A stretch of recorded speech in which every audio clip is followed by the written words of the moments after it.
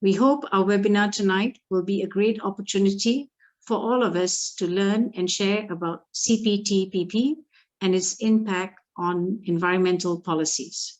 In addition to the investment chapter, which was covered previously, this webinar hopes to help us understand how other CPTPP chapters undermine Malaysian biosafety and anti-biopiracy regulations, car pollution regulations, Malaysian biosafety and anti-biopiracy regulations, car pollution regulations, and Malaysia's ability to restrict imports of plastic waste and electronic waste, as well as restrictions on services that are detrimental to the environment, and the ability to regulate environmentally problematic activities in general. It gives me great pleasure to introduce our speaker, Sania Reid-Smith, who is a legal advisor and senior researcher at Third World Network.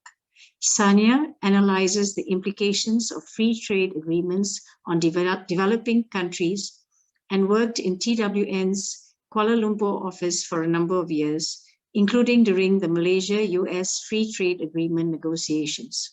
She currently works in TWN's Geneva office and TWN's International Secretariat in Penang. I will now pass the session over to Sania. Please keep the questions coming in the chat box. Thank you very much, and thank you to the organisers for including me, and to you, the participants, for making time in the evening in Malaysian time. Please let me know if I'm lagging, and I'll turn off my video. So, various CPTPP chapters can have an impact on a variety of environmental policies. Today, we'll look at some examples, for example, whether you can restrict imports of plastic waste and electronic waste, the impact on biosafety and anti-biopiracy regulations, farmers' rights and seeds, car pollution regulations, restrictions on harmful services, and the ability to regulate the environment or environmentally problematic activities generally. So on the next slide, this is just a bit of background about the CPTPP, and apologies for those of you who were in the previous webinar about the impact of the CPTPP's investment chapter on the 4th of January. I'm just repeating this part for those who were not there and are not familiar with the CPTPP. Then I'll move on to the new analysis of the additional chapters. So Malaysia joined the Trans-Pacific Partnership Agreement negotiations in 2010. And these negotiations were concluded in 2015 by the countries listed there. The TPP text was then signed in 2016, and most of the provisions are like a standard US free trade agreement. Then President Trump was elected, and he announced that he would not ratify the TPP, and it could not come into force without the US ratifying it. So the remaining 11 countries, including Malaysia, had to decide what to do, and they temporarily suspended 22 of the more than 1,000 TPP provisions. They renamed it Comprehensive and Progressive Agreement for Trans-Pacific Partnership, or CPTPP, and then they signed it in 2018. The CPTPP first came into force for the countries listed at the end of 2018, but not yet for Malaysia. Then in 2019 for Vietnam, 2021 for Peru, and for Malaysia, it was ratified by the Malaysian government at the end of September in 2022. Then, of course, Parliament was dissolved, there was an election, there was a hung Parliament, there was no trade minister, but anyway, the CPTPP came into force for Malaysia on the 29th of November 2022, last year. So almost all of the text of the CPTPP is from 2015, and some of it was suspended in 2018. But of course, the world has changed a lot since 2018. We've had a COVID pandemic, climate change has become more serious. So the question is whether this CPTPP text, which is essentially from 2015, is still appropriate for Malaysia, and what are its implications for Malaysian environmental laws and policies. So on the next slide, you'll see that this is a list of the 30 CPTPP chapters, and most of them are not about what you may think of as trade or exporting things like palm oil and electronics and having the tariffs on those exports being removed or reduced in the other countries in the free trade agreement. On the 4th of January, we had a webinar that looked at the impact of the investment chapter of the CPTPP on Malaysian environmental laws and policies. And today we are looking at some of the other CPTPP chapters that can affect the environment. And it's those in bold on this slide. And then I think there will be a third webinar focusing on the impact of CPTPP chapters on Indigenous peoples on the 22nd of February this year. So, of course, the CPTPP chapters can have impacts on many other sectors in Malaysia, including farmers and healthcare and manufacturing and so on. But today we are focusing on the implications on the environment. There may, of course, be other chapters of the CPTPP which can have an impact on the environment. For example, the sanitary and phytosanitary measures chapter may also restrict Malaysia's ability to regulate genetically modified organisms and its biosafety regulations generally. On the next slide. So first we'll look at the goods chapter. So the goods chapter includes a requirement for Malaysia to remove tariffs on 100% of imports coming into Malaysia from the other CPTPP parties, the other countries that have ratified the CPTPP. So I understand that in the last few years, Malaysia has had a lot of imports of plastic waste. So the Malaysian government imposed tariffs on imported plastic waste of 25 to 30%. As you can see in the column there labeled April 2022, that was Malaysia, as I understand it, imposing tariffs or taxes, or customs duties, you might call it, on imported plastic waste. So for example, 25 or 30% per kilo of polystyrene, PVC, polyethylene, polypropylene, and so on, to try and reduce, presumably, the imports of this plastic waste. But because the CPTPP requires the removal of tariffs on 100% of products from other CPTPP countries, this includes plastic waste. And some of these were removed immediately. So you can see in the last column, this was Malaysia's laws and regulations to implement the CPTPP that came into force at the end of November. And you can see down in the bottom three rows that polyvinyl acetyls, resins, other polypropylene, the tariffs on these have already been removed from the 30% that Malaysia imposed, presumably to try and restrict these imports of plastic waste, and they've been removed to zero for imports of this waste from other CPTPP countries. And some of these are still in the process of being stepped down gradually to 0%. So for example, you can see for PVC, polyvinyl chloride, it went from 30% to 13.6%, and that will gradually go down to zero over a number of years, because eventually all of these tariffs must be zero on imported plastic waste from CPTPP countries.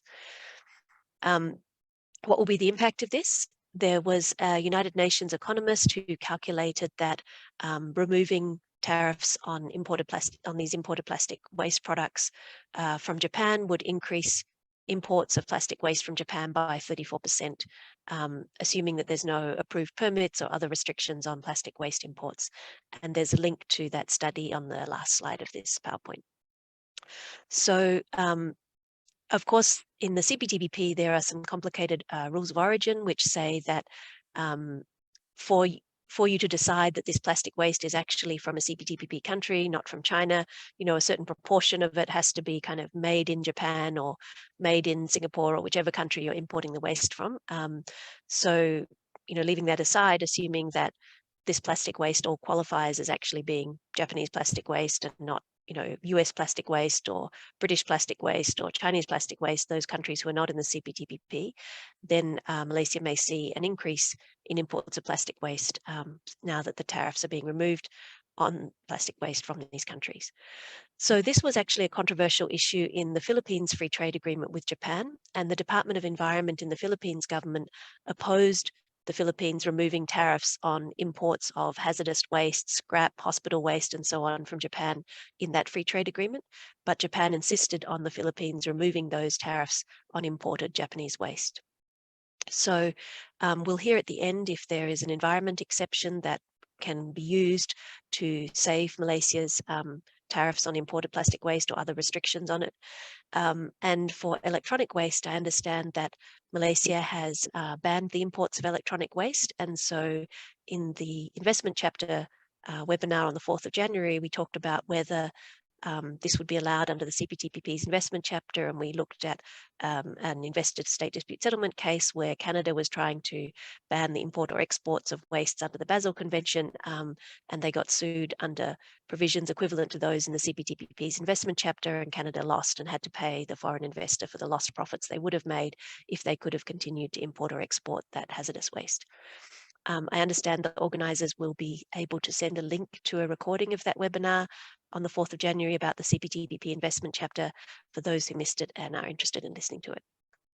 On the next slide, you can see that the goods chapter also has some other provisions, specifically about agricultural biotechnology, because of course the US has a lot of genetically modified organisms in their agriculture, for example, their grains, whether it's soy or rice or whatever, wheat, and they like to export these agricultural products that include GMOs to other countries. Of course, Malaysia has quite strong biosafety laws and doesn't necessarily approve all the GMOs that the US approves. So what happens if a shipment of, say, rice or soy coming from the US is contaminated with some GMOs that are not approved in Malaysia? This is what is called a low-level presence occurrence under the CPTPP. And there are some provisions in the CPTPP's agricultural biotechnology section of the goods chapter about restricting what Malaysia and other countries in the CPTPP can do if there are such contaminated shipments where the shipments are contaminated with GMOs that are not approved in Malaysia. So of course, what I'm talking about in this presentation applies to all the governments in the CPTPP, but I'm just focusing on the implications for Malaysia. So if there is such a low-level presence occurrence, this contamination of the imported shipment with GMOs that are not approved in Malaysia, Malaysia shall, i.e. it must, ensure that the steps it takes to address this are appropriate to achieve compliance with its biosafety laws and regulations. So who decides what is appropriate here? It's up to the CPTPP tribunal. Because if it were up to Malaysia, it would have been worded differently. It would have said something like, applied to address the occurrence are appropriate as deemed by the party concerned, as considered by the party concerned, then it would have given Malaysia the right to decide what is appropriate. But it doesn't say that. So that means it's the CPTPP tribunal, the international tribunal, that would decide whether Malaysia's, how Malaysia deals with this shipment that is contaminated with GMOs is appropriate. So, for example, can Malaysia send this contaminated shipment back to the country that it came from, say Canada? Can it burn the shipment? Can it fine the exporter for not complying with Malaysia's biosafety laws? So fines, for example, may still be allowed because there's a footnote 15 that says, for the purposes of this paragraph, measures does not include penalties. So it may not restrict Malaysia's fines that it would impose on the exporter, but what about sending the shipment back or burning it and so on? And measures is defined in the CPTPP very broadly, non-exhaustively. So it includes laws and regulations, but also other things like directives, circulars like pagaliling, policies, procedures, and so on. So my colleagues have done some analysis of these provisions, and I give the link to their paper on that slide. So then moving on to the next slide, we start to look at other ways that Malaysia's biosafety regulations can be affected by CPTPP chapters. So here we are looking at the intellectual property chapter. So the intellectual property chapter of the CPTPP is about things like patents on medicines, a 20-year monopoly on medicines, or copyright on textbooks. How long do you have to wait before you can legally photocopy a university textbook? But also on plant variety protection. So what is this? Plant varieties are things like, red apples versus green apples, or durian. I think you have different varieties, right, in Malaysia with different names, something Musa, something King, right? These are varieties of durian, or you have different varieties of bananas and so on. So this, the CPTPP's intellectual property chapter requires all the CPTPP countries, including Malaysia, to join the International Convention for the Protection of New Varieties of Plants, known as UPOV 91. That's the abbreviation for the French name of the treaty. And this basically gives monopolies for plant varieties that are bred, by kind of companies that are able to do sophisticated breeding to keep it consistent throughout. This is not kind of varieties that farmers can develop for themselves or traditional varieties that have been developed over many years. So this is a kind of intellectual property monopoly on plant varieties. And Malaysia must join this treaty. Malaysia has a 4-year transition period before it has to join it. And in 4 years is counting from the 29th of November last year.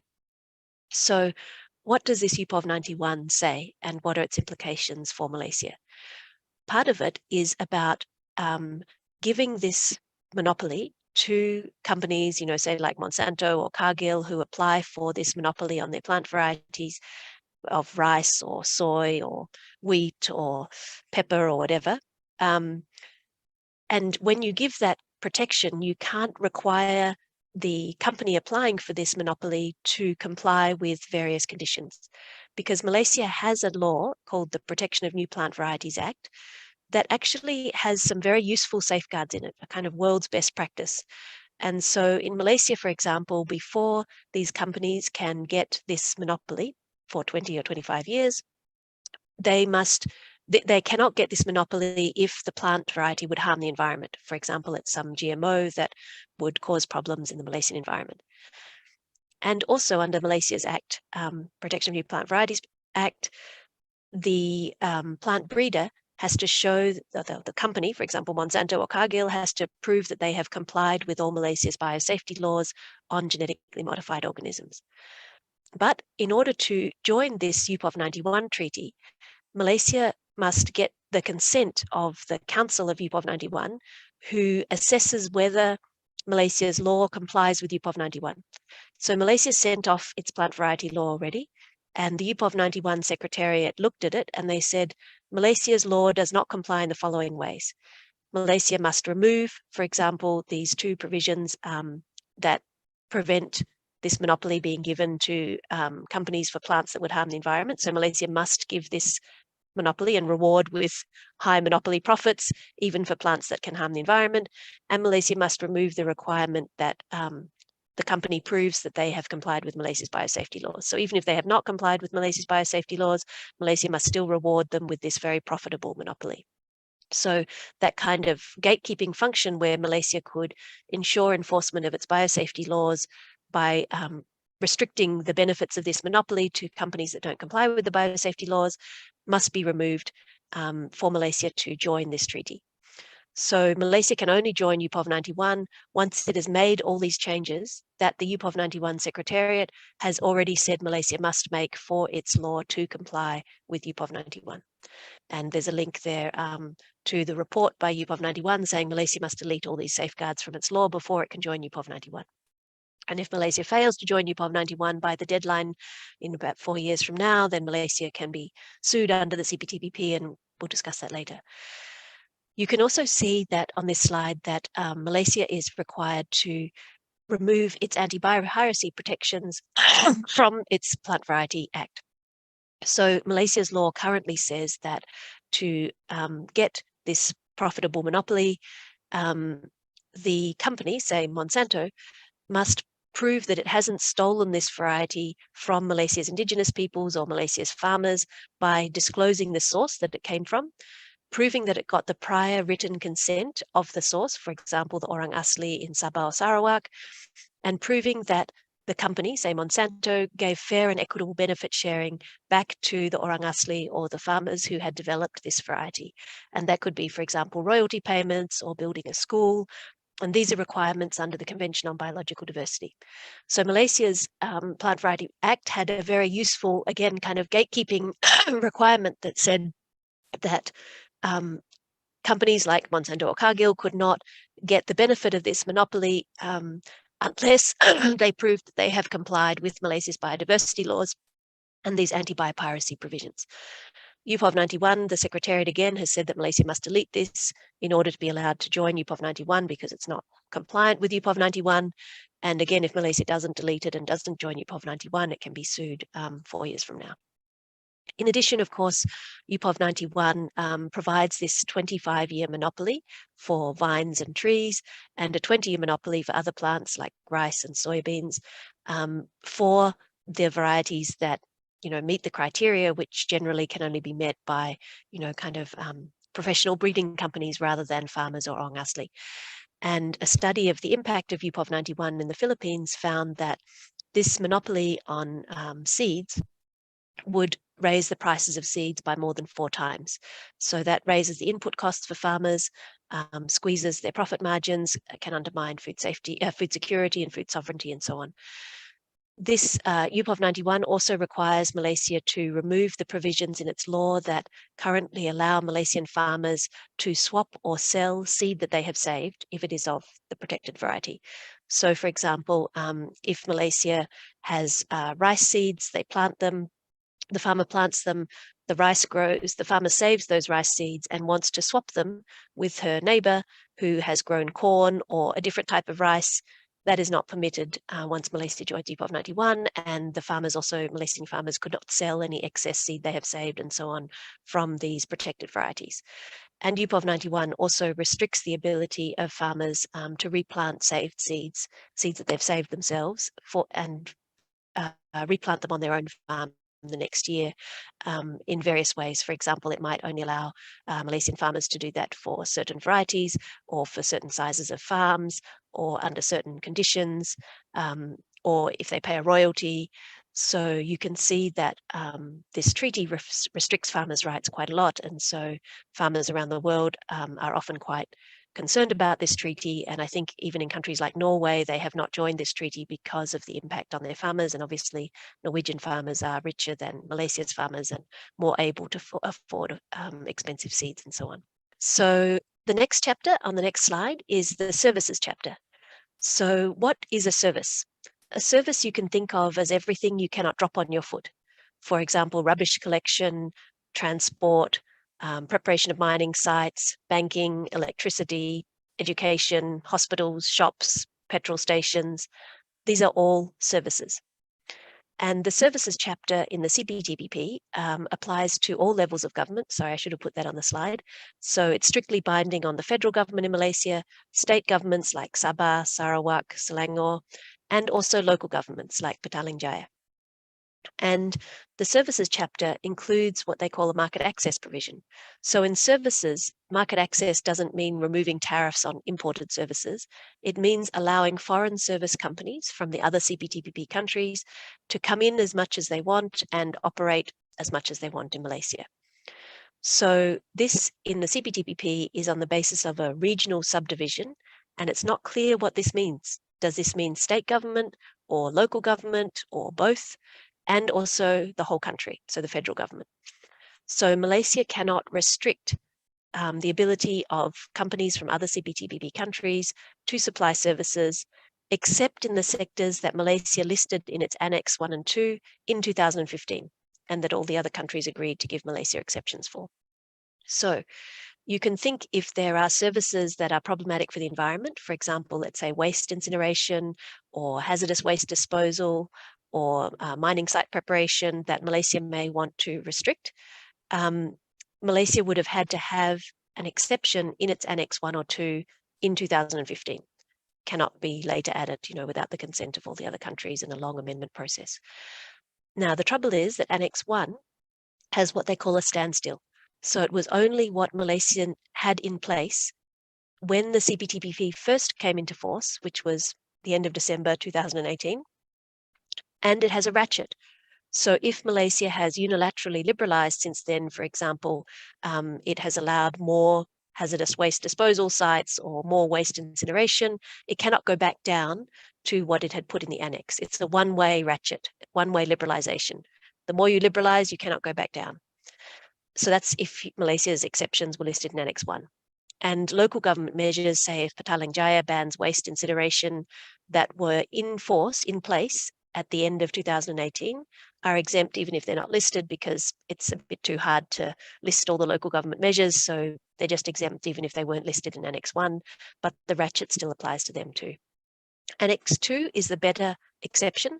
So if Malaysia had exceptions, for example, for waste incineration in Annex 2, then that would allow it to amend it to be even more restrictive of waste incineration, say from 3 waste incineration sites to 1, or to have new laws on waste incineration, for example, that would newly ban waste incineration. Now, remember, we're not talking about the investment chapter, which we talked about on the 4th of January, which can give rise to Malaysia being sued when it bans things, as we saw from some of the previous investor to state dispute settlement cases.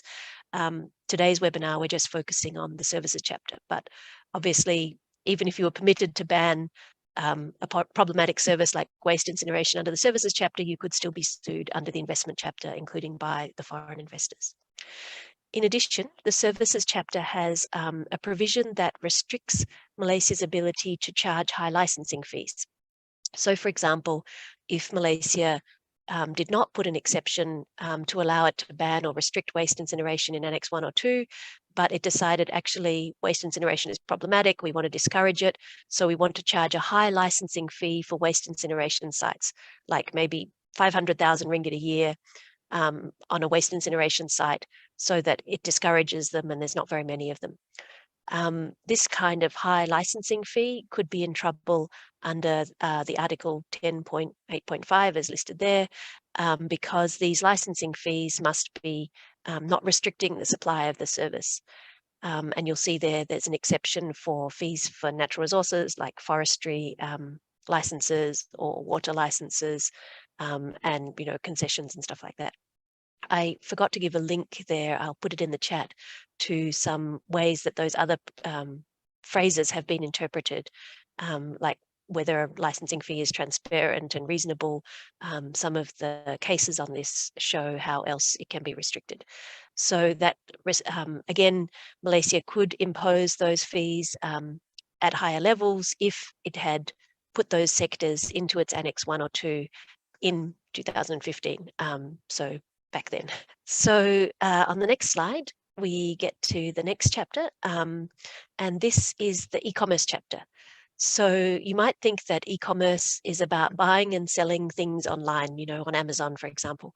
But the e-commerce chapter, you can do that today already. You could do it last year without the CPTPP. If you have internet access and PayPal and things like that, you could already obviously buy and sell things on Amazon or Shopee or Lazada or whatever those platforms are. The e-commerce chapter of the CPTPP goes further, and it has a number of rules, most of which are not so relevant to the environment, but one of them that is about source code. So what is source code? Source code is software that human beings can read. So this could be software in solar panels or in windmills or in cars. And so the CPTPP provision says that no party, the party is the government that has joined the CPTPP, can require transfer or access to the source code as a condition of importing, distributing, or selling the product. So I don't know if you remember that Volkswagen was caught in the last few years for cheating on their emission software. So in Europe, I don't know if it's the case in Malaysia, for example, they might have strict emission standards about how much a car can pollute. So in order to prove that their cars are below that standard, they have software to control the emissions. But that software had a cheating mechanism built into it. It could tell when the car was being tested, and it deliberately had low emissions then, but when the car was used by an ordinary consumer on the road, the emissions were higher. So this kind of cheating or defeating software was, of course, problematic in terms of pollution. But how do you find out if that software is cheating? One way to do it is to look at the source code. But the CPTPP says that governments, for example, the environmental regulator, cannot have access to that source code. And you'll see, and this was a problem not just by Volkswagen, but also Ford, Honda, General Motors, Caterpillar, Volvo, Renault, many car manufacturers were doing this kind of cheating. So you'll see in the table on this slide that this provision, the exceptions to this provision have evolved over the years. So in the TPP and CPTPP, the only exception is for critical infrastructure, like a nuclear power station. Okay, then the regulator can check the source code to make sure that it's not vulnerable to hacking. There's an exception for patents, which doesn't help in terms of dealing with car companies that are cheating on their emission software.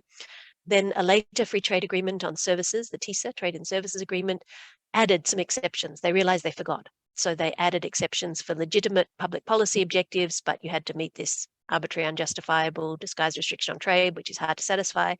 So then a later free trade agreement, the European Union free trade agreements of 2017, 2018, the EU dropped that requirement that it's not arbitrary, unjustifiable, and so on, which is hard to meet. And they just said legitimate public policy objective, but then they also added competition law and intellectual property rights and military procurement, which implies those are not legitimate public policy objectives, in which case what else is not legitimate? Maybe environmental regulations like restricting car pollution.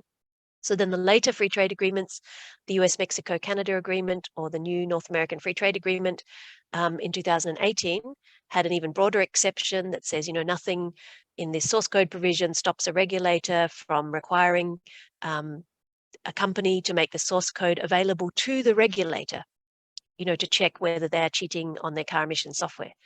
But what we know is that a lot of external experts are also able to check this software, not just the regulator. So, maybe an environmental CSO or an IT expert may also want to check this software. So the 2009 Japan-US Digital Trade Agreement has an even broader exception saying, nothing stops the regulator from requiring a company like a car company to give access to the source code to anybody, right? Not just to regulators. So unfortunately, as you can see, the TPP and CPTPP text has not changed. So in that one, we are still stuck with these narrow exceptions for critical infrastructure, which obviously wouldn't include cars, for patents, which also wouldn't include cars. So although a lot of the governments who are in the CPTPP, like US, Mexico, and Canada, well, US is not in the CPTPP anymore, have realized, and Japan has realized that, broader exceptions are needed. They haven't gone back and fixed the TPP. This can also have implications for right to repair, which obviously for the environment, you want to repair mobile phones or tractors or cars, and you want those repairs to be affordable so people don't just keep buying new phones. So to do that, often you have to access the source code of the software, for kind of a generic repair shop rather than having to take your Apple mobile phone back to the Apple company or your tractor back to John Deere, which might be very far away. You could just take it to the local garage to fix your tractor. To do that kind of repair, you also may need access to the source code, and again, not possible under the CPTPP, which doesn't have these later broader exceptions. Also, for climate change, you might want to require technology transfer, for example, for solar panels or for the windmills that generate electricity. Again, if that has any source code in it, any software in it, you can't require this technology transfer under the CPTPP provisions. And unlike the investment chapter, which also restricted technology transfer requirements, at least in the investment chapter, you could have scheduled exceptions and so on. It's not clear that you could have done that for the e-commerce chapter. So maybe we move on to the regulatory coherence chapter on the next slide. So what is this chapter about? This chapter is about making it more difficult to regulate. I think it came from kind of the Ronald Reagan era of the US government when he was president, which was about, deregulating, cutting red tape, making it easier for companies. So basically, part of that is to push for these regulatory impact assessments. So before you can have an environmental regulation, for example, on electronic waste or on car pollution or on biosafety, you are supposed to assess under the CPTPP. You're supposed to encourage these regulatory impact assessments. And when you do them, you're supposed to assess, look, do you really need this regulation? Can't we just trust the companies to do the right thing? We leave it to them to do voluntary self-regulation. What are the alternatives to regulating? Like, leave it to the companies to decide what is best. Is it efficient, this regulation, at achieving your, say, biosafety goals? And is it relying on the best obtainable scientific information and so on? Because obviously the US often says, the tough GMO regulations of other countries like Malaysia are not, science-based. So the regulatory coherence chapter pushes governments to do these regulatory impact assessments. And in addition to review existing regulations, whether it's biosafety laws or car pollution regulations or banning BPA from baby bottles or restrictions on mining and environmental impact assessments, to see if these should be repealed or, streamlined, reduced, of course, also modified or expanded, but you can guess the pressure from the companies will come from the direction to remove this kind of red tape and regulations. This chapter, fortunately, is not enforceable, unlike the other chapters that I mentioned. And even for developed countries, they have had trouble doing these regulatory impact assessments. They often fail them half the time because it's so difficult to do, and it can cost $2 million per regulation to do this kind of regulatory impact assessment. And there's more information about that in the paper on the slide there. So I understand that Malaysia may already have some regulatory impact assessments in its laws. But if it turns out to be problematic or expensive or difficult to comply with, or resulting in the removal of environmental regulations or delay in environmental regulations, as it has for some health regulations, for example, without the CPTPP, Malaysia could say, actually, these regulatory impact assessments are problematic, we're not going to do them anymore, or we won't do them for environmental regulations, or we'll just do a briefer version. But the CPTPP now pushes for those kinds of things, like regulatory impact assessments with the factors that are on the slide. Of course, that chapter is not enforceable, so if Malaysia does not comply, there's no penalties, as we'll discuss in a minute. Malaysia, I just wanted to note, is also negotiating the Indo-Pacific Economic Framework, which is the Biden administration's kind of new US trade deal. They are negotiating almost every month this year and looking to conclude by the end of the year. And that may have a worse version of this regulatory coherence chapter, because some of the later US free trade agreements were even tougher than in this area. They were enforceable and they had harder provisions. So this may get worse in Malaysia's current negotiations under IPEF, or the Indo-Pacific Economic Framework. On the next slide, what are the exceptions to these provisions that I've mentioned in the CPTPP? So there is a general exception for the environment, but it only applies to the chapters that are listed. And that includes, for example, of the ones we've discussed today, goods, services, and e-commerce, but it does not apply to the intellectual property chapter, does not apply to the regulatory coherence chapter, does not apply to the investment chapter that we discussed on the 4th of January. And this environmental exception is copied from the World Trade Organization, where it has been found to be very difficult to use. You have to pass all these different tests for governments to be able to use this environmental exception. So a 2022 study found that 48 governments who had attempted to use this exception for environment and health and so on, only 2 had managed to use it. 46 out of 48 had failed to satisfy all the tests and could not use this environment exception. And that's the one that has been imported into the CPTPP, and the CPTPP tribunals would need to consider this kind of jurisprudence from the WTO, which makes it very difficult to use. There is, of course, an environment chapter in the CPTPP, but this is not an exception to the chapters that I've mentioned: goods, services, e-commerce, intellectual property, regulatory coherence, and so on. So it doesn't save Malaysia's environmental laws and policies from those chapters that I've discussed today.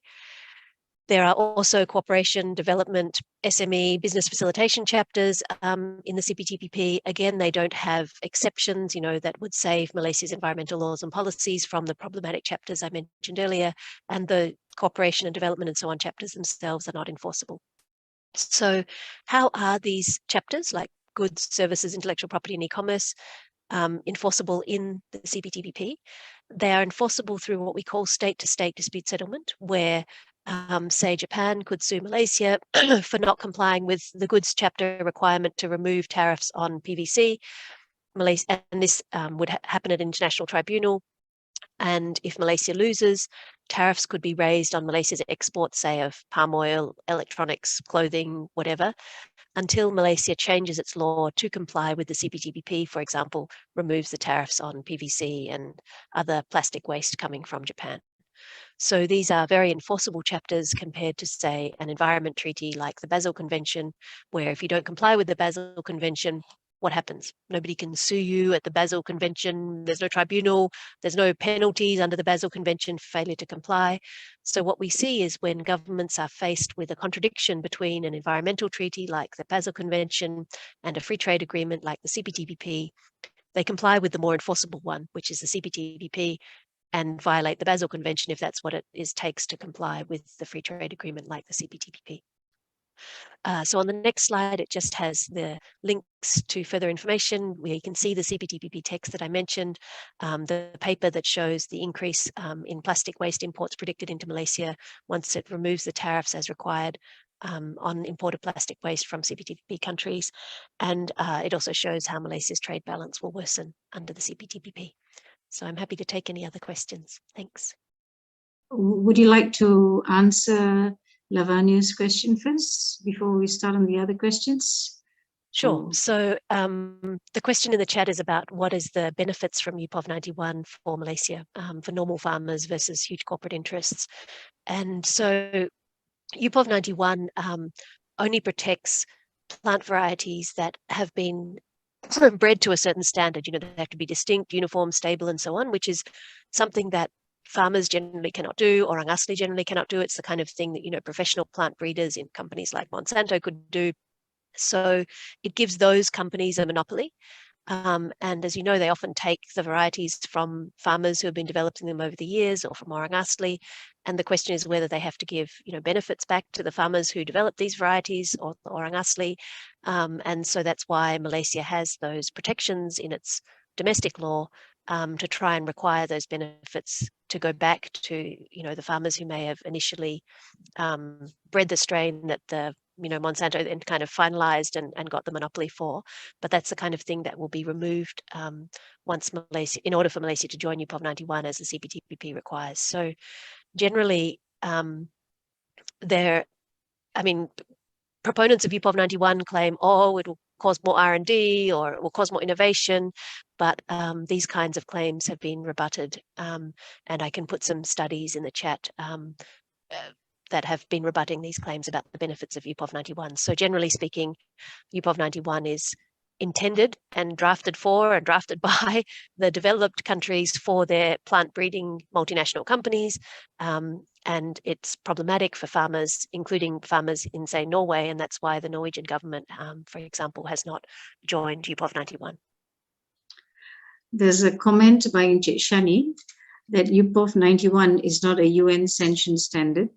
It's by Seed Producers Union's document. Yes, it was drafted by the developed countries for their seed producing companies, their horticultural companies, their flower and vegetable seed producers, the multinationals and so on. And they are the ones who generally benefit from that 20 and 25-year monopoly at the expense of farmers, and then downstream, the consumers who have to buy the food from farmers, who will have to increase their prices to cover the costs of the higher seeds. But then the question is, can they compete with cheaper imports and stuff, including if tariffs are removed on imports, but subsidies continue for the, Canadian or Australian agricultural products, because subsidies can continue under the CPTPP. But Malaysia has to remove the tariffs on those imported farm products. So can Malaysian farmers then compete with that? Except for chicken, pork, milk, and eggs, where Malaysia has some tariff rate quotas, the tariffs have been removed on agricultural products as well. What are the implications of the CPTPP for food security in Malaysia? Yeah, so that's a good question, because as I was mentioning, in addition to this UPOV 91 that makes seeds more expensive, the CPTPP requires the removal of tariffs on everything, including imported farm products, whether it's soybeans or cabbage or rice. Of course, rice has BERNAS to protect the rice farmers at the moment. And so the question is, if Malaysia removes the tariffs on imported cocoa, for example, can Malaysian farmers, say Malaysian cocoa farmers, compete with the cheaper cocoa imports and chocolate imports from other CPTPP countries once Malaysia has removed all the tariffs on cocoa or soybean or cabbage and so on? And given that the CPTPP allows countries to continue subsidizing their farmers, the developed countries can generally afford to subsidize their farmers by more. So they can often dump their agricultural products at below the cost of production in developing countries. So what will that mean for Malaysia's farmers? And Malaysia may have, for example, rice self-sufficiency goals or self-sufficiency goals in other food products that Malaysian farmers have been growing. So will they be able to compete with those cheaper imports once the tariffs are removed, but the agricultural subsidies continue? And of course, they'll have the higher costs of production with UPOV 91, meaning that seeds are more expensive. We have another question. Is UPOV the only one treaty a must for the CPTPP parties to join after ratification? What are there other treaties? Yeah. So the CPTPP has a number of treaties that countries have to join, just for example, in the intellectual property chapter, and these are stronger intellectual property protection. Some of these Malaysia has already joined, including quite recently, but generally, for example, the Patent Cooperation Treaty makes it easier to get patents. So if a company was applying for a patent on some environmental technology, for example, for climate change, it could apply through the Patent Cooperation Treaty. The application would automatically come to Malaysia, whereas before they may not have bothered to apply for a patent in Malaysia because it's a relatively small market, relatively small population. So joining the Patent Cooperation Treaty has been found to increase the number of patent applications that a country gets. And if you grant, say 50% of the patents that companies apply for, then that means more technology. For example, environmental technology is patented in Malaysia. And when it's patented, remember, it has a 20-year monopoly. So it's more expensive than to access things like climate change technology or technology to deal with environmental pollution and stuff like that. Malaysia also had to join the Budapest Treaty, which is about making it easier to get patents on microorganisms. So that could be, the culture for yogurts, but also the microorganisms that can help clean up oil spills. So that is also likely to make it mean that more microorganisms are patented in Malaysia, and therefore at the high monopoly price for the 20 years of the patent than without Malaysia joining the Budapest Treaty. So there's a number of other treaties that Malaysia is required to join. All CPTPP countries are required to join as part of the CPTPP. How does the enforcement of these chapters differ from the CPTPP's investment chapter that was in the last webinar? Yeah, so the chapters that I've discussed today, except for regulatory coherence, are only enforceable through state-to-state dispute settlement. That means governments suing each other at an international tribunal. And then if Malaysia loses, the penalty is tariffs on Malaysia's exports imposed by the winning country until Malaysia changes its laws to comply, or its regulations, or its Bekaliling, and so on. Whereas the investment chapter that I talked about on the 4th of January, in addition to this state-to-state dispute settlement, had investor-to-state dispute settlement, where a foreign investor could sue the Malaysian government at an international tribunal for monetary damages, so like $1 billion US, and so that, as well as the state-to-state dispute settlement, if Malaysia didn't pay those damages, the home country of the investor could then, raise tariffs on Malaysia's exports until Malaysia paid the $1 billion US under the investor-to-state dispute settlement, for example. And I see there's another question from Lavanya about UPOV 91. And why has it not been revoked? Yes, so UPOV 91 has been very problematic in many developing countries. A lot of developing countries tried not to join it. They only joined UPOV 78, the 1978 version, which is less restrictive, has better farmers' rights and farmers' exceptions, less rights for the plant breeders like Monsanto. But US free trade agreements, for example, often require countries to join UPOV 91, and so then the developing countries which have joined it have had problems. Of course, the developed countries like UPOV 91 because it's very good for their companies, whether it's Monsanto or Cargill or the Dutch, horticultural seed breeders. So UPOV 91 is still continuing, and the US is still trying to pressure countries to join it.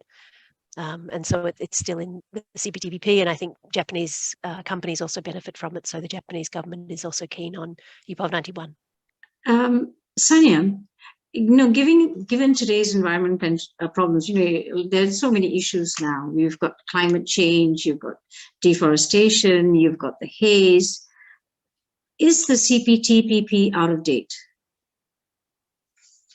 Yeah, so that's a good question because, as I mentioned, the CPTPP text was finalized in 2015.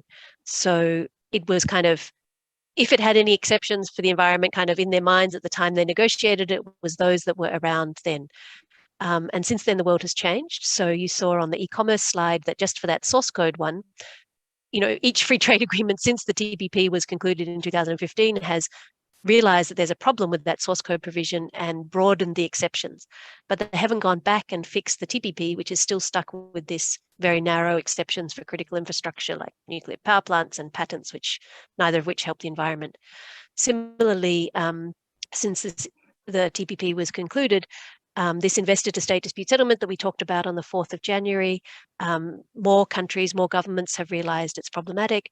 So even all the CPTPP countries have had later free trade agreements where they have not had this investor-to-state dispute settlement, like the Regional Comprehensive Economic Partnership, or they've had side letters, like Chile and Peru have been trying to have side letters or had side letters to remove this ISDS, and even developed countries, like France, the Netherlands, Poland, Spain, have been withdrawing from treaties with this. investor-to-state dispute settlement, as well as developing countries like India, Indonesia, Pakistan, South Africa, and so on. But this investor-to-state dispute settlement is still in the CPTPP, even though the US government themselves, both the Biden and Trump administrations, no longer like this ISDS because it restricts the ability to regulate. So the previous US government, the Obama administration, was the one that presumably put it in, but now the later US governments have decided it's a bad idea, but it's still in the CPTPP and still restricting policy space. And so those European countries who have been withdrawing from a big investment treaty have been doing so because it restricts their ability to take the measures they need to deal with climate change. So governments, since the TPP was concluded in 2015, have been realizing that things like investor-to-state dispute settlement restrict their ability to take the actions they need to protect the environment, including for climate change, and have been withdrawing from those treaties. Yet these problematic provisions are still in the CPTPP, and Malaysia has just ratified it, and it's just come into force for Malaysia. I would like to ask one more question, but I think we need to go on to the discussion session. But I really would like to know that, knowing that there were these problems, why did we rectify it? Right. Yeah, and that's also a question from Lavanya in the chat about the cost-benefit analysis.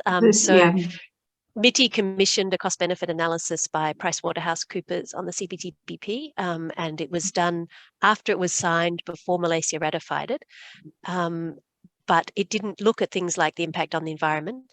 And even that cost-benefit analysis that MITI commissioned found that Malaysia's trade balance would worsen. So the provisions that a developing country like Malaysia would usually benefit from in a free trade agreement is being able to export more things like electronics and palm oil without tariffs, the goods chapter.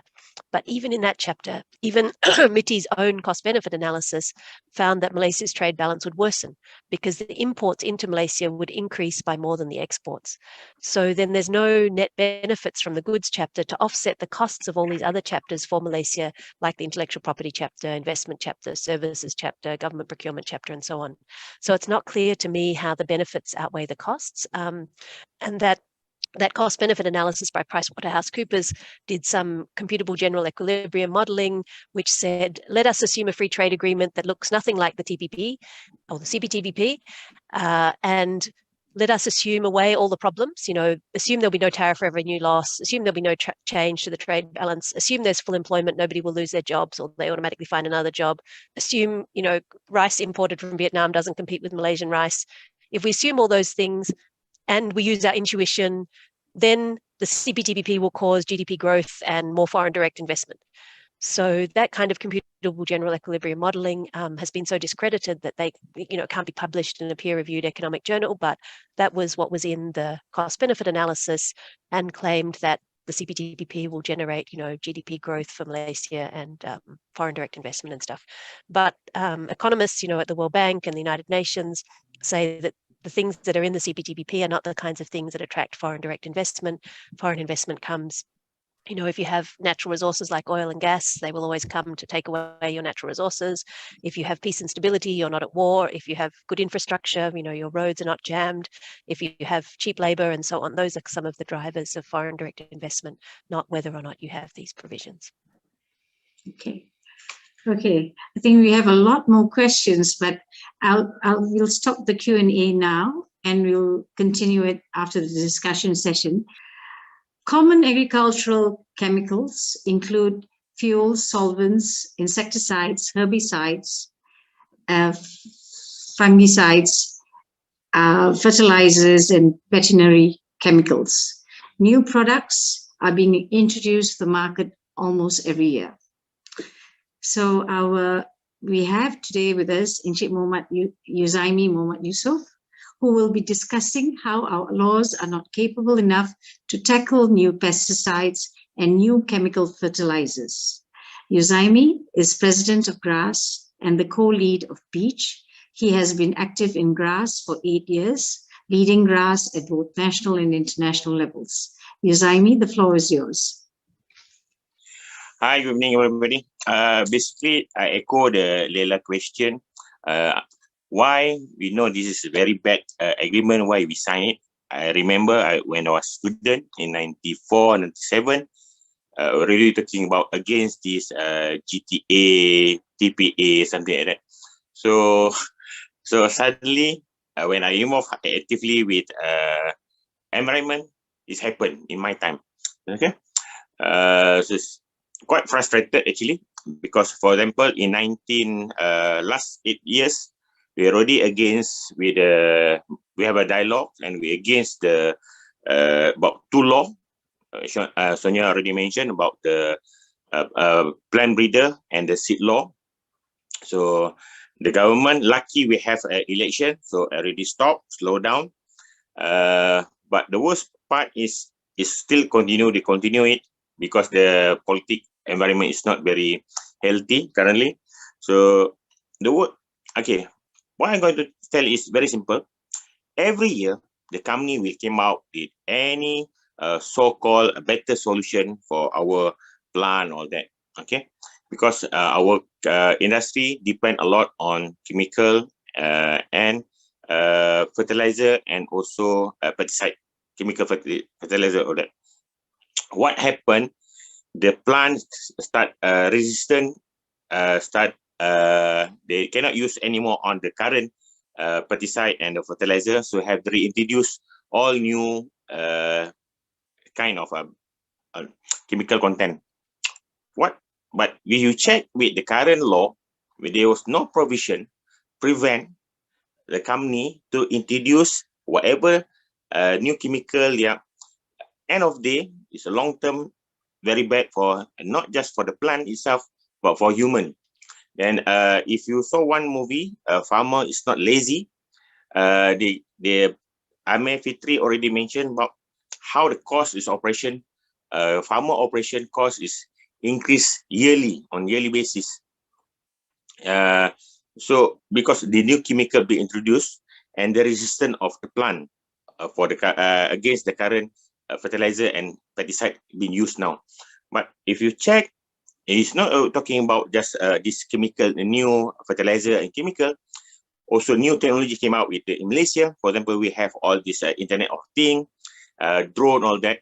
The question now is currently is how we control the data. For example, you have the mapping, all that. Keep the data about Malaysia agriculture inside in our country, not been transferred to outside or that. Because I remember one discussion about biopiracy, I think in the last few years, about actually quite rampant in Malaysia. We have a biopiracy, quite rampant. People came out with as a tourist, they came to our forest, all that, they take the sample and pattern it in outside. So until now, we don't have the concrete measure to control all this biopiracy or that. But if you join CPTPP, you minus the anti-piracy, then the current law is not ready, it's not there. How you want to control everything? That's the question. Then the question I will throw to the ministry already. I think last month we have a discussion with the Minister of Agriculture and Food Security. The officer never responded because they know we already monitor. The law been submitted to the parliament. There was not such thing as a law who protect against new product which are dangerous to the human being or others. Never. And as Malaysian, we also know how our government agency been practice all that. You imagine now they only subsidize in certain numbers of variety of, for example, the farmer, all this paddy, all that. What happened? We start losing our local and indigenous variety. So what happened after CTPP? We cannot guarantee we're going to lose a lot of our local variety, other than paddy, all that. So we start plant all this GMO or very selective, what you call it, plant. What happened to our nadir, indigenous, all these very small item, and all this, for example, like Salah, all that. So what happened to this plant? There was no measure to make sure all this plant still we still continue and use in our own consumption. But currently, if you check the market, everything is fried. The fruit itself is from overseas. You're talking about carbon footprint, all that is another story, but still related. Actually, we have all this local food, indigenous food, equivalent with the imported food. But what happened is Malaysia too excited with imported food, then we forgot our local food. So end of the day, we're going to lose all this plant variety. So, but we checked, there was no such law who prevent introduction of new product that which harm to the human people. That is our question to the ministry. Then also after we check with the Sanya dispute or this e-commerce or that, we cannot guarantee also our data, our agriculture data, our forest data been transferred to overseas or that. No guarantee. So how we're going to protect our nation? It's not about anymore. The army is not came with about all this ASCA, all this army, but came about with cyber troopers or that. So how we're going to fight it? How defend our nation? So this is a question I throw to everybody at the floor to maybe have a question later on. Thank you. Simple one for me. Okay. Thank you so much, Yuzaimi. I think you're getting us more and more fearful now after your discussion. But before we set off the next round of Q&A, we are also happy to have with us Mageshwari, actually presenting on our next topic of discussion, which will focus on the current scenario relating to plastics, waste trade, and the Basel Convention. She'll be discussing the influx of plastic waste imports or dumping in 2018 and measures taken by the Malaysian government. A current discussion on plastic waste amendments in the Basel Convention, and will CPTPP impact our measures to protect our borders and take action to end plastic pollution, prioritize source reduction by banning unnecessary single-use plastics and certain chemicals additives. Magis is the Senior Research Officer at Consumer Associations of Penang, CAP, and Sahabat Alam Malaysia, SAM. She has been assisting communities affected by destructive development projects, pollution, and policies that bring about negative impacts on the communities and the environment. In the past few years, she has been actively documenting the impacts of the plastic waste trade and pollution. She networks with other local and global groups, calling for an end to waste colonization and toxics in plastics. Magis, over to you. Okay, thank you for the introduction, Leela. And thank you for those who are still here to listen to our presentations. So I will quickly run through in terms of the impact. As Sanya had already spoken to us about the impact of the CPTPP chapters on the Malaysian environment. So I will just present to you the context of what's happening in terms of the plastic waste trade, and also what's happening with the situation of plastics in Malaysia. Okay, so we can go ahead. So in 2018, the Chinese government imposed bans on imports of 24 types of waste. So this included plastic waste.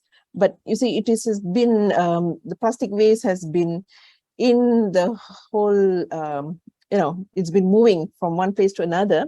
So when China closed its borders, what happened was the developed countries were sending the plastic waste to Southeast Asian countries. And you can see here in 2017, in terms of the imports of plastic waste in Malaysia, it was in March. 2018, it escalated, and 2019, it dropped. And from 2020 to 2021, it's like reducing. Why is the trend like this? Because in 2018, after China closed its borders, a lot of the waste ended up in Malaysia. And in 2019, and also from 2018 itself, some of the villages have already started having an impact in terms of the plastic waste that has been dumped here. So in 2019, the Malaysian government started taking actions. And since 2021, the Basel Convention was on plastic waste amendments came into force. Next picture, please. So why was this an issue? Because what happens, it's not all plastic waste can be recycled. So the residual waste, the plastics that cannot be recycled were just dumped in our agriculture area, and some of it got burnt, and this caused impacts to the communities. Next, please. I will just quickly run through show some pictures. And it was happened that there was a glut of plastic waste which was being imported by the factories, and this resulted in improper storage of plastic waste. So there are pictures taken in Klang in April 2021, and just lately we went on a site visit and we found that it is still happening. Yeah. So this was a plastic waste recycling plant in Sungai Petani, and we found that it was out in the open. Because the government gives approved permits to factories and has come up with certain conditions that the plastic waste that has been imported has to be stored properly. Yeah, but we can still see there has been, they have not been adhering to the controls and also the conditions imposed. Next, please. So there are a lot of issues. Yeah. So, and there's also abandoned imported waste. This was in Pulau Indah in January 2020, and last June 2022, we went and visited some of the sites, and we could still see that the waste was still there, and those that had been there since 2019, it has become microplastics and shredded plastics. Next, please. So all these had not only been happening in Malaysia, there was also Southeast Asian countries, Thailand, Vietnam, and Indonesia became a dumping ground. So during the Basel Convention, what is Basel Convention? This is control of the transboundary movement of hazardous waste and their disposal. You might be thinking, is plastic waste hazardous? Yes, it was considered hazardous. Certain types of plastic waste was considered hazardous. And if you can see, Malaysia is a party and had also ratified the Basel Convention since 1993. USA is not a party to Basel Convention, but we could still see that some of the waste, plastic waste, is still being exported by USA to Malaysia. Next, please.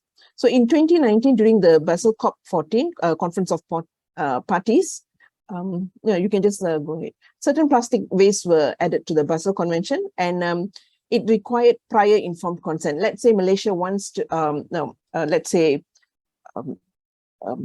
Netherlands wants to export to Malaysia. So they will have to get prior informed consent if that export is not single type of plastic waste, that they call it homogeneous. And if it is not clean, then you need to get a PIC. Yeah, so basically, if it's contaminated, mixed or unrecyclable plastic waste, then the country has to get consent from Malaysia. And this actually is an important tool for countries to stop dumping of unwanted plastic waste. So Malaysia says our recycling industry still needs this, plastic waste, because we don't have enough plastic waste being generated in Malaysia, or the waste that has been collected from the households is dirty. So they need clean plastic waste. So this is, so the Basel Convention covers part of it. And this new waste amendments came into force from 1st of January 2021. Okay, next. So you would think that all is fine, but what we saw that although Malaysia has the current control of plastic waste, yeah, you can go next, please. So you have the National Solid Waste Management Department, which gives out the approved permits to import plastic waste, and it is HS 3915. And there are also clauses, yeah, certain types of plastic waste is prohibited from being imported, and if it is being imported, then there is 95% of the plastic waste is recyclable, yeah, and cannot exceed 5% contamination. Yeah, so these are some of the restrictions in terms of the imports of plastic waste. Next, please.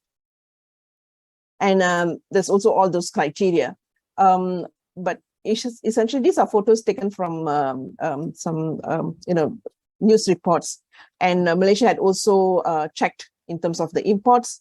And what happens is, like, we cannot be scanning each container that is being brought in. So if they suspect there is some smuggled waste, then they would check. Yeah, but still there were a lot of operations, a lot of factories were closed down. Yeah, and some of the containers were sent back to the senders. Next, please.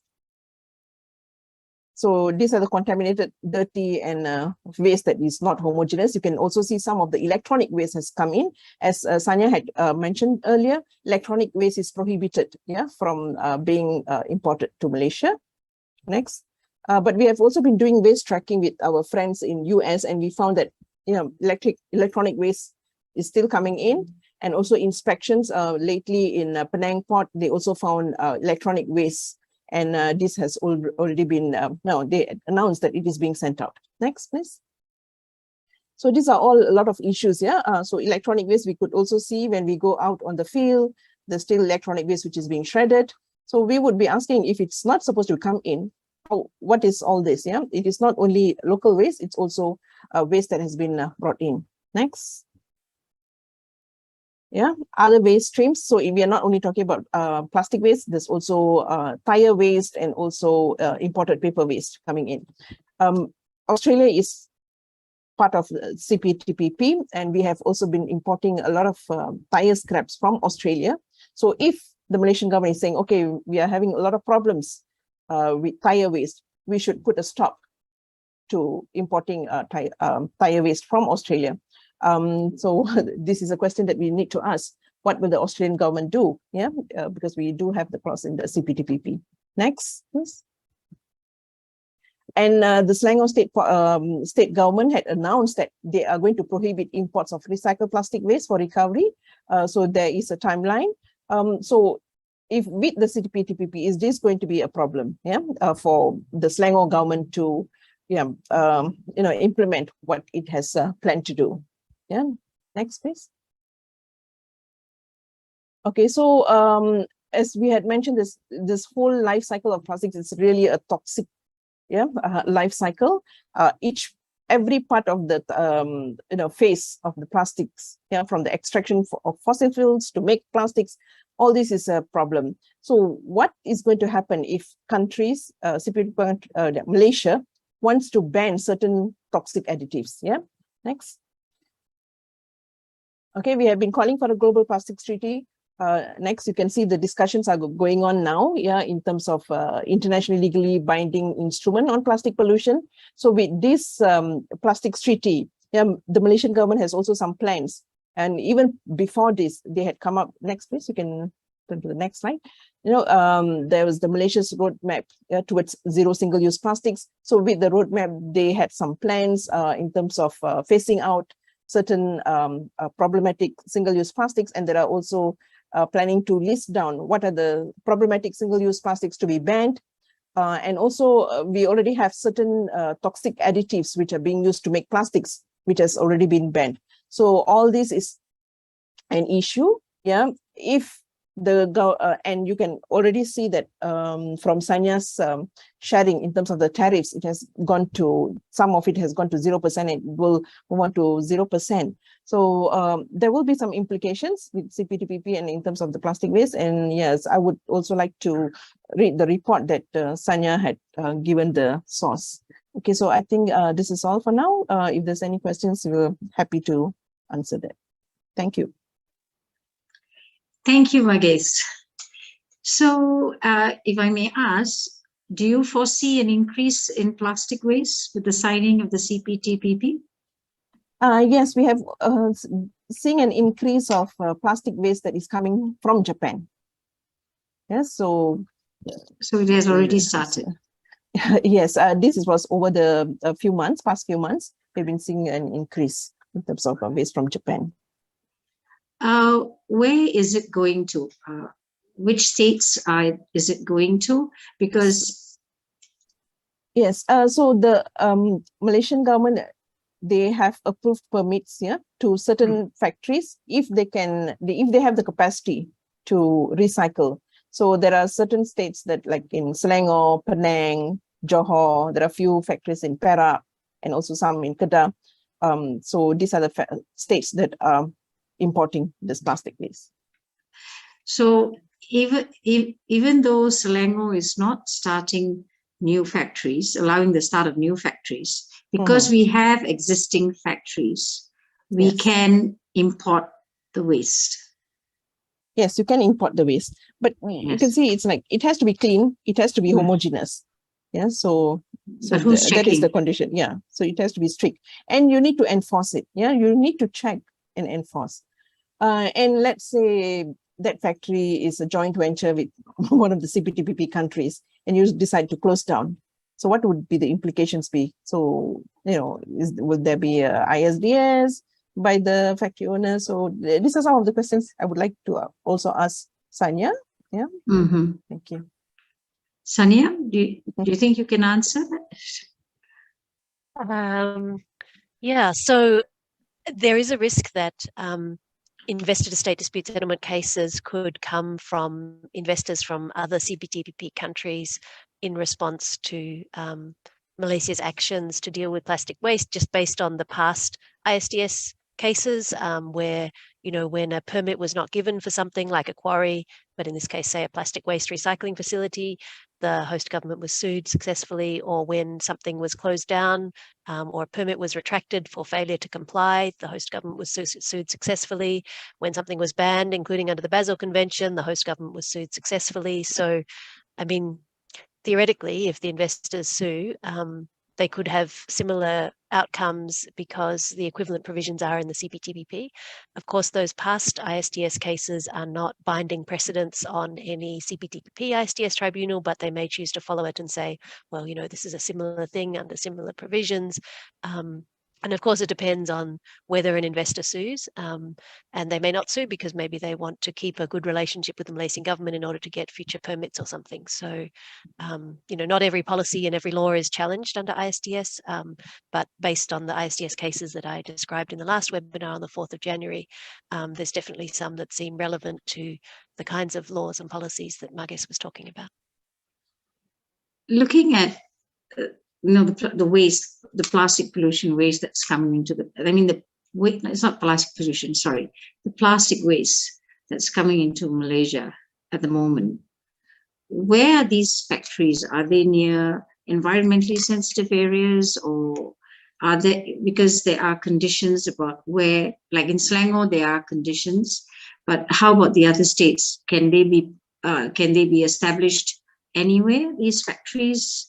And, you know, looking at the CPTPP as well, with the expected increase of the waste coming in, you also have to have a place to process this waste, right?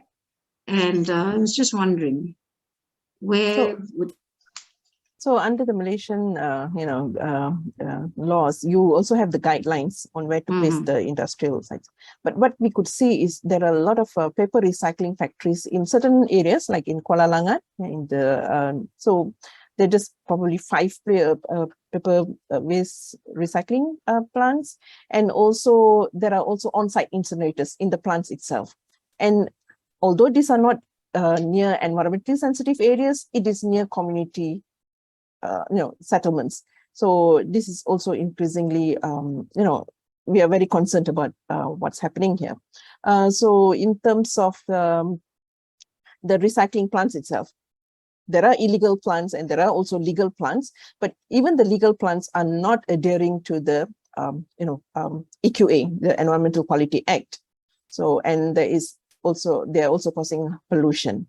So these are some of the issues that we are facing, and we are still seeing that there would be an increase of paper waste imports, with all these recycling plants which have come up.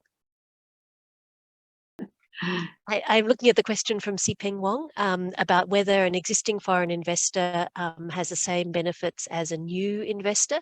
Yes, they do, because the CPTPP investment chapter protects existing investments in Malaysia from other CPTPP countries, companies from other CPTPP countries, as well as those that come into Malaysia after the CPTPP comes into force for Malaysia. So it's a kind of a windfall gain for existing investors. Say there's a mining company that's already in Malaysia from Japan, and they have been here for the last 10 years, they now get the protection of the CPTPP investment chapter, as does a new plastic waste company that comes into Malaysia for the first time from Australia next month. They both get protected by the CPTPP investment chapter and can sue under its investor-to-state dispute settlement. I also have some comments on some things raised by Encik Usaimi about data flows, whenever you want to discuss that. Nchik raised some interesting points about data flows that are actually impacted by another CPTPP provision that I didn't mention. Right. Do you want to go into it? I think it'd be Sure. good. Okay. Yeah, so Nchik was talking about forestry and agricultural data going offshore, and that's actually mandated by the CPTPP. The CPTPP e-commerce chapter has a couple of provisions on cross-border data flows, which say that Malaysia must allow data to flow abroad to anywhere in the world, not just other CPTPP countries. So, for example, to the US, where it doesn't have, say, privacy protections.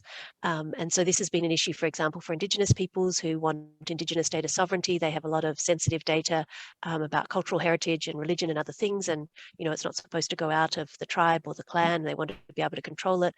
But if this data is transferred abroad, say to the US, where it doesn't have privacy protections, it can be sold and used without their consent. Whereas Malaysia generally has quite strong privacy laws. And so if the data is kept in Malaysia, it's under better control. So the exceptions that are available to this provision in the CPTPP are generally quite difficult to use. You have to prove that it's legitimate, which might be something that many governments do, and maybe not many governments restrict data flows in that way.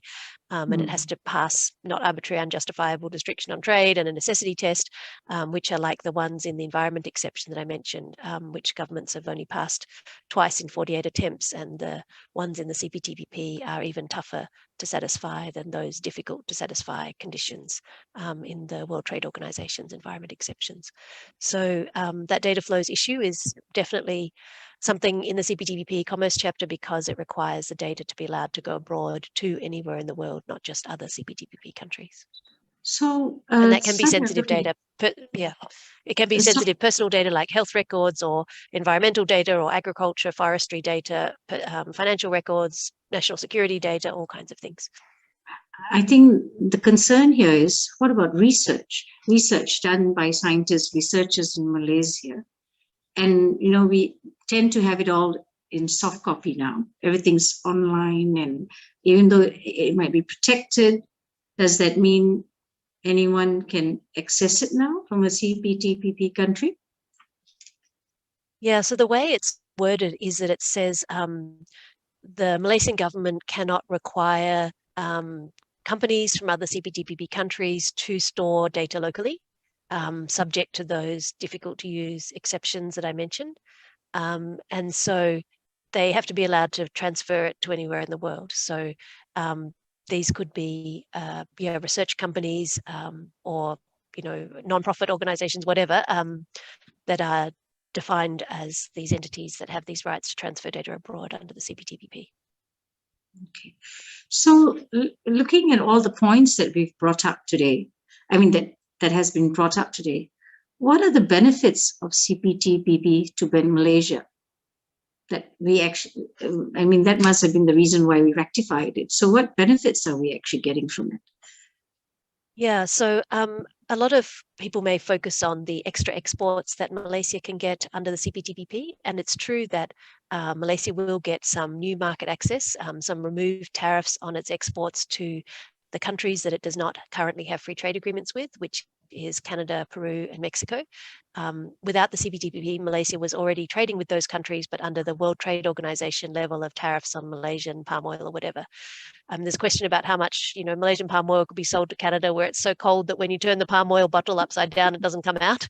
But Malaysia will get a few extra exports. The problem is that those markets are not very big. So, for example, not many of Malaysia's exports actually go to Canada, Mexico, and Peru. And even when they do, so like Peru gets 0.06% of Malaysian exports, Canada gets 0.37% of Malaysia's exports, and Mexico gets 1% of Malaysian exports. So they're not big export markets. And even for those countries, when you look overall at the impact of the CPTPP on Malaysia's trade balance, as I mentioned earlier, Malaysia's imports will increase by more than their exports because Malaysia is starting at a higher tariff level than Canada. So when they both go down to zero, Malaysia's are dropping by more. So the imports into Malaysia increase by more than the additional exports. And even before the CPTPP, Malaysia, for example, had free trade agreements with Australia, New Zealand, Singapore, where those countries were required to remove tariffs on 100% of Malaysian exports, already locked in. So Malaysia cannot export 1 extra kilo of palm oil or laptop to those countries under the CPTPP, but Malaysia is removing its tariffs on imports from those countries, and so we'll get more imports from them.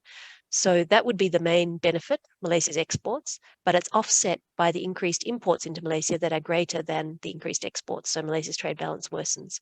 So that's a chapter where Malaysia should have benefited as a developing country, but personally, I don't see the net benefits if the extra exports are more than offset by a greater increase in imports, worsening the trade balance. Then where are the net benefits from that chapter that can offset the costs of all the other chapters to Malaysia, like the intellectual property chapter, e-commerce chapter, services, investment, government procurement, and so on. So it's not clear to me how the benefits offset the costs, but maybe those who only look at the impact on exports think, wow, there's great benefits, and they don't look at the costs, and therefore they think it's a good idea for Malaysia to have ratified the CPTPP. But there was a cost-benefit analysis that was done, right? Yes, and that's the one that Injik Shaini put in the chat, I think. It's a link to it on the MITI website. And that's the one where, as I mentioned, they admit on page 22 that Malaysia's trade balance will worsen, but they kind of say, don't worry, because Malaysia will increase its economic growth and will get foreign direct investment, but they generate these results by doing this computable general equilibrium modeling, which says, let's take a hypothetical free trade agreement that doesn't look like the TPP, where the non-tariff barriers have been reduced, whereas in fact, the intellectual property chapter increases the non-tariff barriers. And let's assume that, you know, there's no change to employment because all the farmers who become unemployed can automatically find jobs. There's no change to the trade balance. There's no change to the tariff revenue, where actually Malaysia will lose $1.6 billion a year in tariff revenue. Let's assume away all those bad impacts and that imports of rice won't compete with Malaysian rice because somehow the rice is different. Then there will be GDP growth. And also we base it on intuition. So that kind of modeling has been discredited. And so, yes, that's what's in the cost-benefit analysis, and it doesn't consider things like environmental impacts, and it's very limited analysis of UPOV 91 and so on. Right.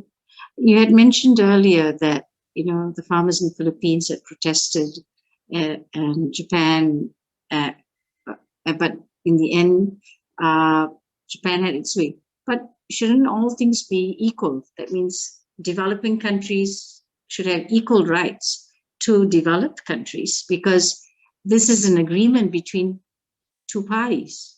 It shouldn't be advantageous to one side. Not.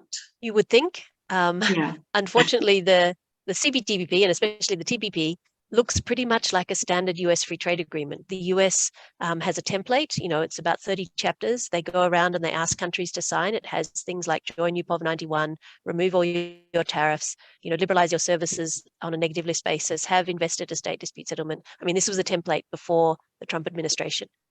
And that's basically what the TPP looked like. And then the CPTPP version just suspended 22 of some of the controversial provisions, like longer monopolies on medicines.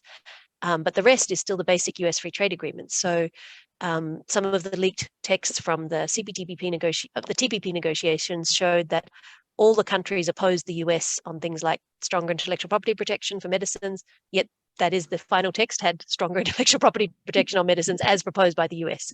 So yes, these countries are theoretically on paper all equal, but even when all of them opposed the US, I guess the US just insisted, and the final text had what the US wanted, and it looked like a standard US free trade agreement, like their standard template that they have signed with many other countries around the world. So yes, theoretically, every country is sovereign, every country is equal in the negotiations, but somehow the end text looks exactly like the US text in other free trade agreements, so presumably is what the US wanted and insisted on. So why did the countries rectify the CPTPP if it is disadvantageous to them?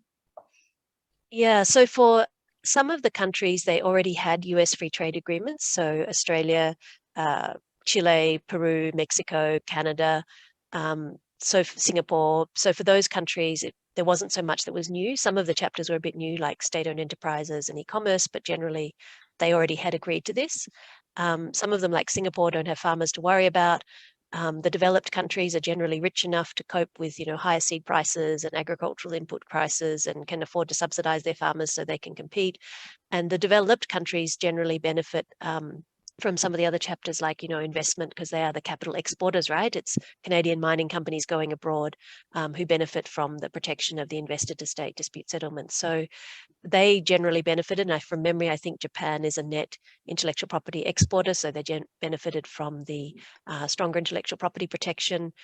So the developed countries had benefits, and the developing countries who were in the CPTPP generally already had US free trade agreements. So yeah, that can be why some of them agreed to it. And, some countries didn't liberalize as much as Malaysia. So, for example, Malaysia removed tariffs on 100% of imports coming into Malaysia, but Japan only removed tariffs on 95% of imports coming into Japan. So maybe Japan's trade balance wouldn't be so adversely impacted as Malaysia's. Vietnam only removed tariffs on 97% of imports coming into Vietnam. So maybe their trade balance is not as adversely affected as Malaysia's. So there are some variations that maybe mean that the CPTPP is not as bad for some of those countries as it can be for Malaysia. And maybe they don't have the same sensitive policies that Malaysia may have in certain sectors that are affected. So maybe they don't have those concerns too. Sunny, if I may ask, Malaysia has rectified the CPTPP, right? What can be done? Right, Sorry. so that's another good question. So now that Malaysia has ratified the CPTPP, it must comply with it. If it doesn't comply, it could be sued by other CPTPP governments under the state-to-state dispute settlement for the chapters like goods, services, e-commerce, intellectual property, and at an international tribunal. And if it loses, tariffs on its exports until it changes its laws to comply. And if it doesn't comply with the investment chapter, it could also be sued by the investors at the investment tribunal for monetary damages, like $1 billion US. There are transition periods in the CPTPP, like we saw for joining UPOV 91, 4 years. So Malaysia can choose to use those transition periods to the maximum, fully use all the flexibilities and the exceptions that are available in the text. If it stays in the CPTPP, it could also try and get this kind of side letters stopping ISDS with some of the other CPTPP countries, the way New Zealand tried to do and Chile tried to do. And of course, Malaysia has the legal right to withdraw from the CPTPP. And it can do that by sending a letter to the depository, New Zealand. And 6 months after it's sent that letter, Malaysia is out of the CPTPP. It's a clean break. There's no kind of lingering ISDS rights and so on. So it's a legal right for Malaysia to withdraw. And countries have withdrawn from free trade agreements in the past. The famous one is the United Kingdom withdrawing from the EU through Brexit.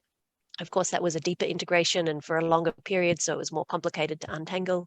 But it's definitely a legal right that Malaysia has. And there have been a number of CSOs calling on Malaysia to withdraw from the CPTPP. I think today they were at the Prime Minister's office handing over a memo saying that.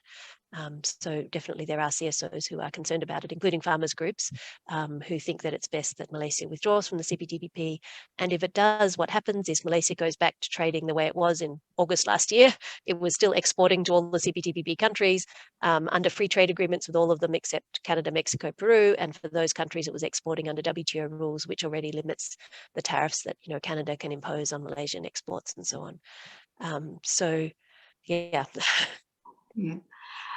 Just one last question, Sanya. We are talking about the environment, but what other Malaysian sectors and ministries are affected by these CPTPP chapters? Yeah, so that's a good question. The Ministry of Health, for example, is affected by many chapters, some of them in similar ways that we discussed, like the investment chapter restricting the Ministry of Health's ability to do, say, alcohol control policies or to ban alcohol or tobacco advertising, or to do the generation endgame for tobacco. Of course, there's an exception to ISDS for tobacco control, but not for other health policies, whether it might be price controls on medicines or COVID measures. So, for example, a number of countries who have taken COVID measures have been challenged under the investor state dispute settlement, and those cases are now going through the tribunals. So, all kinds of measures can be challenged, including financial regulation, the steps you take in a financial crisis, like Malaysia did in the 1998 Asian financial crisis, imposing capital controls that helped save Malaysia compared to other countries like Thailand and Indonesia. those have been greatly restricted by the CPTPP. But it also affects Malaysian farmers, as we heard, Malaysian manufacturers, other ministries, whether it's, other kinds of regulations like Malaysia's competition law, or it's, as we talked about, financial regulations. Most of the regulations you can think of could be challenged, for example, under the investment chapter. So it has wide-ranging implications, both for regulators and ministries, but also subnational governments. So remember, state governments and local governments are also bound by the investment and services chapter. And if they don't comply, it is the national government that is sued, either by another government under state-to-state dispute settlement, or by an investor under investor-to-state dispute settlement. And then you have the issue that if Malaysia loses, say, an investor-to-state dispute settlement case and has to pay $1 billion, can the Malaysian federal government get that back from the state government that violated the CPTPP investment chapter, like Sabah or Sarawak? Legally and politically, can it claw that money back by withholding tax revenue to Sabah, for example? And this has actually been a real issue in countries like Canada and Mexico, where the provinces and state governments kept violating these investment provisions in other treaties, the equivalent provisions.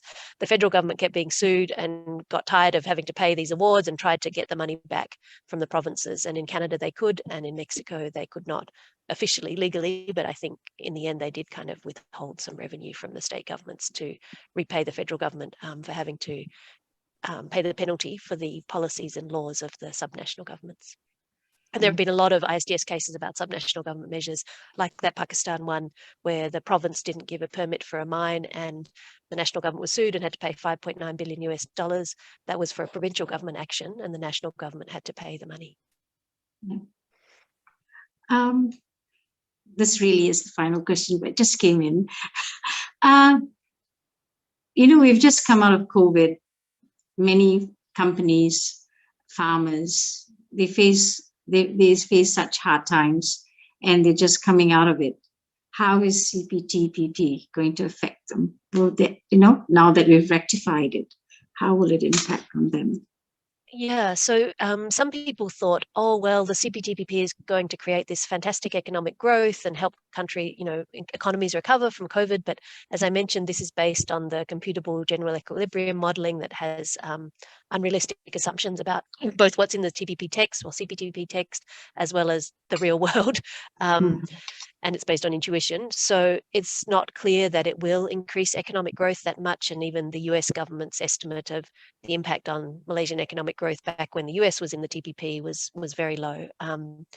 So what it does on the other side is it can restrict the policies that the Malaysian government may want to take to help its domestic producers, whether they are farmers or manufacturers or services companies and so on. For example, the government procurement chapter liberalizes the purchasing of all federal government ministries. And what it says is for contracts above a certain size, Malaysia must buy from the cheapest supplier, domestic or foreign. It can't be directed to local producers for all products except rice, electricity, water, soup, sauce, eggs, tea and coffee, except for the Ministry of Defence, and for the services listed.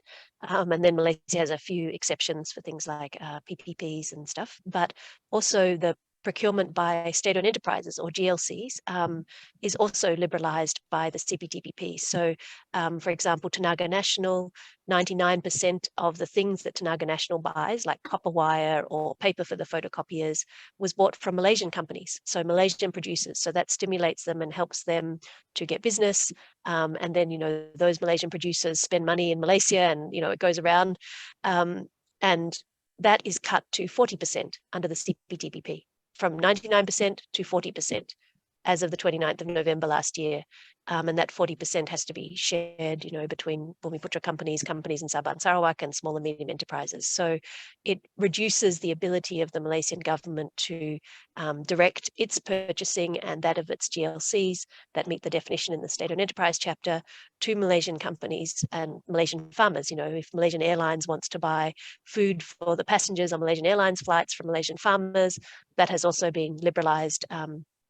Only 40% of it can now be directed to Malaysian farmers, for example. So it removes some of the tools that Malaysia has to stimulate the economy and create demand for Malaysian producers, whether they're farmers or manufacturers or services companies, as well as making it, of course, more likely to fall into a financial crisis because of the restrictions on capital controls and more difficult to get out of it. So it has these kinds of broader macroeconomic implications as well. Okay. I think there's a lot to think about and be concerned about. And I think we need to continue having sessions like this so that more and more people can understand what it means to go into this agreement as well. So thank you so much, Sanya. Very grateful. This is the second webinar that you've done with us. I've learned a lot, and I believe everyone else has learned a lot as well. And we also have a special announcement. B.E.A.C.C. will be organizing a third webinar on the 22nd of February 2023 from 3 p.m. to 5 p.m. Malaysia time, titled Implications of the CPTPP on Indigenous Peoples. We are delighted to announce that Professor Emeritus Jane Kelsey, Faculty of Law, University of Auckland, New Zealand, has agreed to be a speaker at the webinar, and we hope all of you can attend the webinar on the 22nd of February 2023. Please note the time. It's from 3 to 5 p.m. Malaysian time. Thank you again, everyone. And we hope to see all of you again in our future webinars on the CPTPP. Thank you for coming and joining us and for all your questions.